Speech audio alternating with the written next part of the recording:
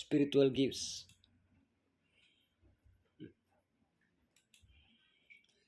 Pursue love and earnestly desire the spiritual gifts, especially that you may prophesy. It is clear that the church in Corinth was divided on various issues. They disagreed about the preachers, about how to eat, about whether to marry or remain single, and about which of the spiritual gifts should be most honored. Once he has answered the initial problems, Paul shows how spiritual gifts go from being a problem to being a means of unity. Which gift is the best? None. Why? Spiritual gifts, one giver, many members, one body. Unifying element, excellence of love. Special gifts, the gift of tongues, the gift of prophecy. Spiritual gifts, many gifts, one giver. But there are differences of gifts, but the same Spirit. Who gives spiritual gifts? There are differences of gifts, ministries, workings, but the same Spirit, Lord Elohim.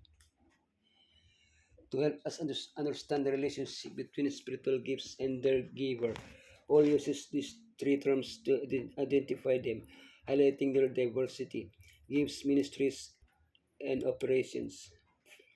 However, the giver is one, the Holy Spirit, the Lord Yeshua, and Elohim the Father, that is to say, the deity working in unison.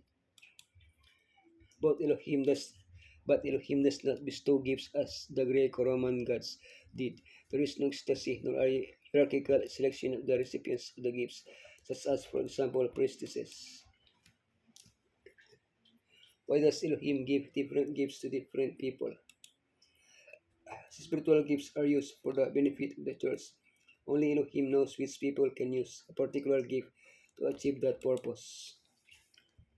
What gifts does Paul give as examples among the many others that exist? Word of wisdom, word of knowledge, faith, health, to perform miracles, service, teaching, exhortation, generosity, leadership, mercy, apostleship, evangelism, pastorate, and master's degree.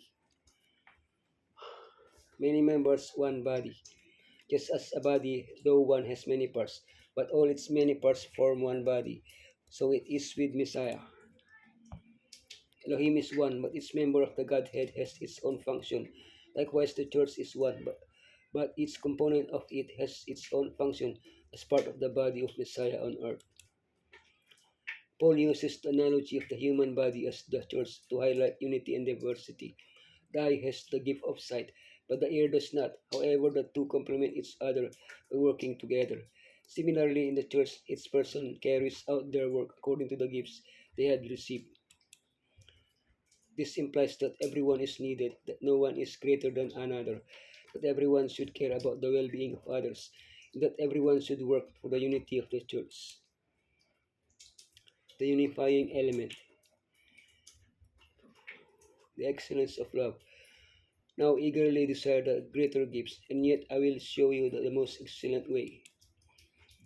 Love is not a gift, but the most excellent way. It is a fruit of the Holy Spirit in the life of the believer.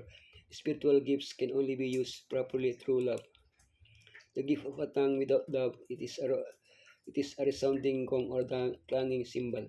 The gift of prophecy, the gift of knowledge, and the gift of faith without love are nothing. The gift of generosity and the gift of martyrdom without love are worthless. 1 Corinthians 13, 4-7 provides a solid guide for proper conduct in the practice of spiritual gifts. What love does. He is patient. He is kind.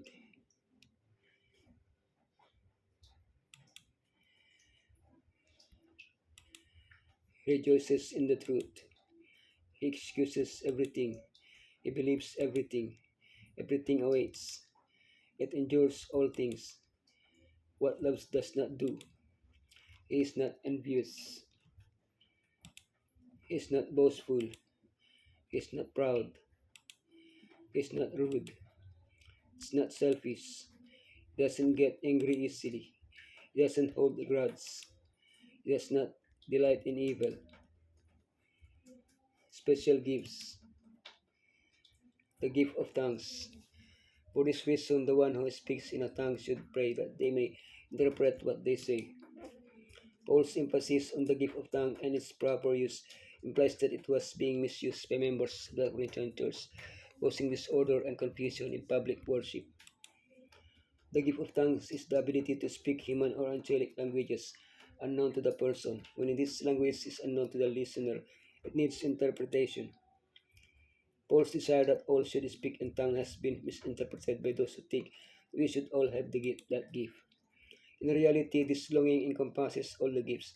Paul had already made it clear that now to each one the manifestation of the Spirit is given for the common good. Therefore, not everyone receives the same gifts.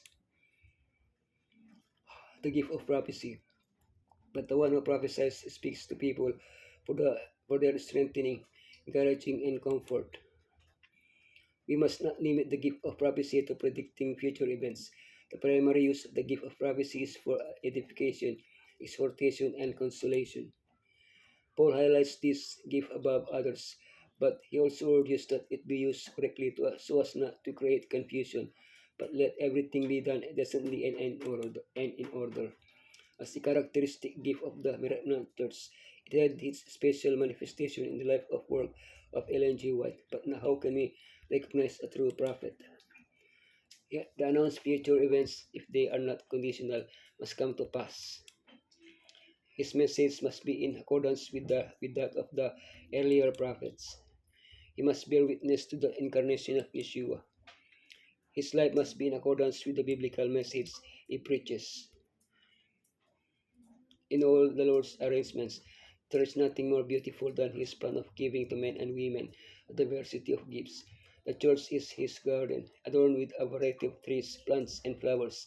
He does not expect the hyssop to assume the proportion of the cedar, nor the olive to reach the height of the stately palm.